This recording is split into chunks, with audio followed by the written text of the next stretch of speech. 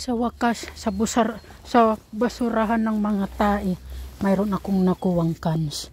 Uy, ito oh. Ito, pag mayroong ganyan, ibig sabihin yan. Biruin nyo. Tingnan, nakikita nyo yan? 25 centavos. Pag nakaapat ka nyan, megit 1 kilong bigas na ang mabibili mo.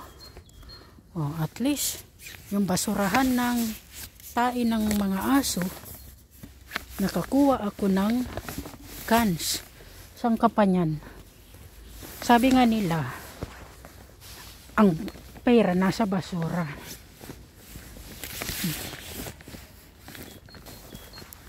May nagsabi sa akin na nasa Germany daw ako at nakapag-asawa ng German. Bakit daw ako nagpapakatulong? Hello! Ang natapos ko sa Pilipinas ay katulong. Bakit? Kayo ba dito, hindi ba kayo katulong sa loob ng bahay nyo? Oh. Sabagay, mayayaman naman kayo. Kaya, hindi nyo magagawa yung kagaya ng ginagawa ko. Proud ako sa ginagawa ko kasi nakakatulong ako sa Pilipinas. Nakakatulong ako kung kanino. At higit sa lahat, proud ako bilang kasambahay. Alam nyo kung bakit?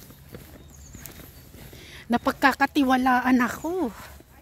Yung mga taong pinagtatrabahoan ko, ayaw nila akong paalisin. Dahil hindi sila makakahanap ng kagaya ko. Kagaya ko! Kala nyo? Pintasan nyo man yung pagiging katulong ko. At least minamahal ako ng mga German. Dahil kahit 1 linggo sila wala sa bahay, kahit 1 buwan pa sila bago bumalik ng bahay, ang mga alahas nila, mga kung ano man ang mayroon sila sa bahay, hindi sila nawawalan. Yun nga lang, maliban sa pagkain, talagang inuupakan ko yung pagkain nila sa ref.